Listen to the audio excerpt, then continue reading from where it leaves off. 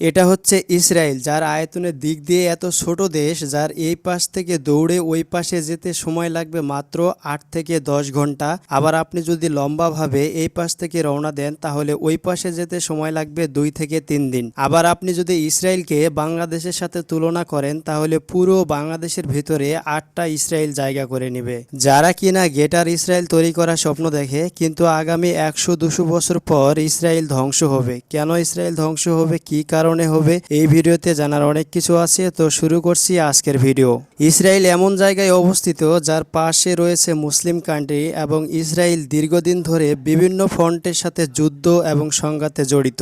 Gaza স্ট্রিপে Hamas এবং Lebanon সীমান্তে Hezbollah, আবার সিরিয়া সীমান্তে উত্তেজনা এবং ইরানের সাথে প্রক্সি যুদ্ধ, মিসাইল হামলা, যেটা ইসরায়েলের এয়ার ডিফেন্স সিস্টেম মানে আয়রন ড্রোম, ইরানের শাহাব-3, ফাতা এইসব মিসাইল ব্যর্থ হয়েছে ধ্বংস করার জন্য।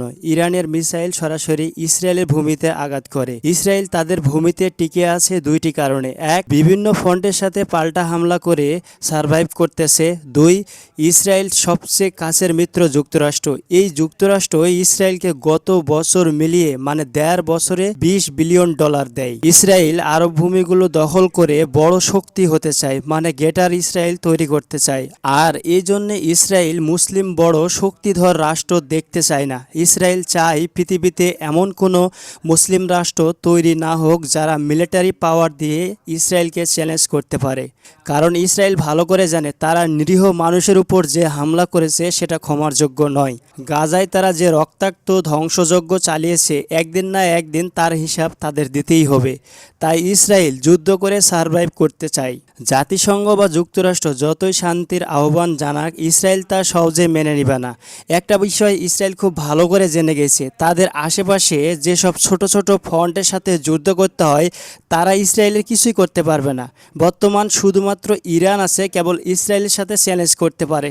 তবে যদি ইসরায়েলের পাশে যুক্তরাষ্ট্র না থাকতো তাহলে এতদিন ইসরায়েল শেষ হয়ে যেত। যার জন্য ইসরায়েলের নিজে হোক বা যুক্তরাষ্ট্র দিয়ে হোক, যেভাবে হোক ইসরায়েল চায় কোনো মুসলিম রাষ্ট্র মিলিটারি পাওয়ার দিয়ে ইসরায়েলকে চ্যালেঞ্জ করুক।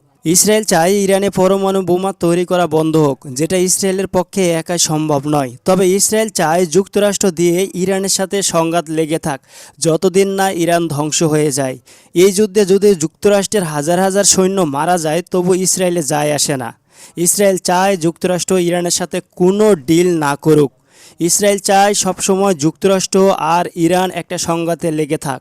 ইসরায়েলের সামরিক অভিযানের ফলে অনেক ফিলিস্তিনি তাদের ঘরবাড়ি হারিয়েছে, ব্যাপক ধ্বংসযজ্ঞের মুখে পড়েছে এবং অসংখ্য বেসামরিক মানুষ এবং শিশু প্রাণ হারিয়েছে। সাম্প্রতিক জাতিসংঘ প্রকাশ করে যে ফিলিস্তিনের নিহত সংখ্যা ৭০,০০০ এবং শুধুমাত্র শিশু রয়েছে ২০,০০০, আহত রয়েছে ১,৭০,০০০। এছাড়া হাজার হাজার মানুষ এখনও নিখোঁজ, ধ্বংসস্তূপের নিচে আটকা আছে, তাই বেশিও হতে পারে। ইসরায়েল একটা জিনিস ভালো করে জানে, তারা যে মুসলিম হত্যা করেছে এর হত্যা জবাব একদিন মুসলিম দিবে, সেটা আজ হোক বা ২০০ বছর পরে হোক। এমন ভিডিও দেখতে চাইলে দ্রুত সাবস্ক্রাইব করুন।